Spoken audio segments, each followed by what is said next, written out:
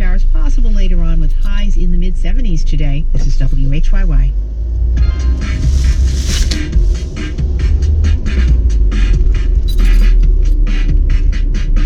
This is 1A. I'm Joshua Johnson in Washington.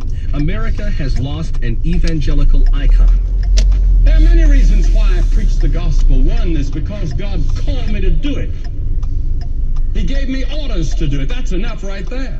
But Paul said, you go beyond that, knowing the terror of the Lord I seek to persuade men, and the love of Christ on the cross causes me to do it. But the glorious hope of the coming of Christ is a powerful incentive to send us around the world, because when that last soul is saved, when the gospel of the kingdom is preached to every creature, then shall the end come, said the Lord Jesus Christ. Somehow he wrapped it all up with evangelism. That was the Reverend Billy Graham speaking to a packed stadium in South Bend, Indiana, back in 1977. William Franklin Graham Jr. had humble beginnings in North Carolina, became an ordained minister, and his name today is in some ways synonymous with American evangelical Christianity. Billy Graham died this morning at the age of 99. We'd like to talk about him for just a moment. We welcome your thoughts, your questions about the life of Billy Graham. Feel free to email us, 1a@wamu.org, or if you ever encountered him in person, what was that encounter like? Comment on our Facebook page, tweet us at 1A. Joining us on the line is Jeff Tiberi, our Capitol Bureau Chief for WUNC, North Carolina Public Radio. Jeff, welcome to 1A. Hey, Josh, good to be back.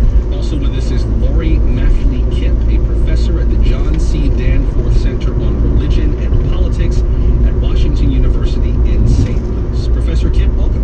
Hello. Professor, let me start with you. Where do we begin unpacking the legacy of Billy Graham? One segment of our program obviously is not enough. It's just kind of a start, but where do you start to unpack his legacy?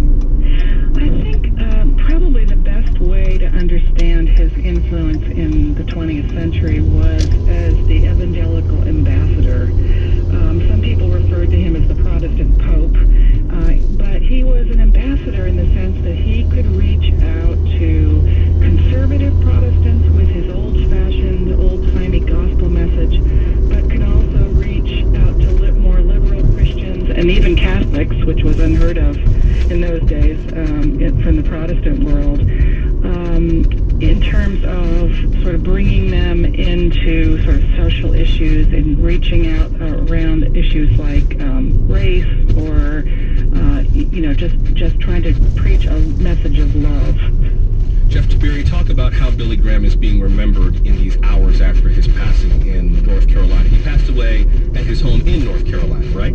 That's correct, in Montreat. And again, he was 99. He has not been in great health for a number of years, but still, and he's an icon. He's an icon in America, but certainly in North Carolina, perhaps the most influential North Carolinian that there has ever been. And this will be a major event here. Remembering him, the funeral, the memorial service, I would expect, it's early, but I would expect that if it works with his schedule, the president will be here, and probably some other living presidents, because as you've noted, and as we've heard on public radio throughout the morning, this was America's pastor. He met with every president from Truman to Obama, 12 consecutive presidents, both parties, and often had the ear of the commander-in-chief. Jimmy Carter was one of those presidents. He spoke at the dedication of the Billy Graham Library in 2007. He was part of what President Carter had to say. Nobody wants to be on Fox television.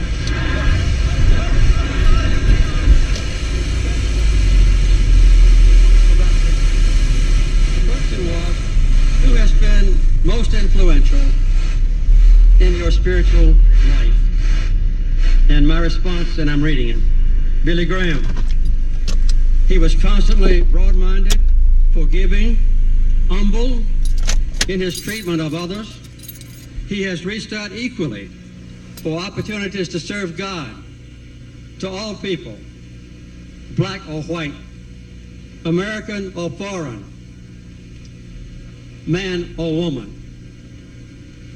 Well, my testimony today is that I'm just one of tens of millions of people whose spiritual lives have been shaped by Billy Graham.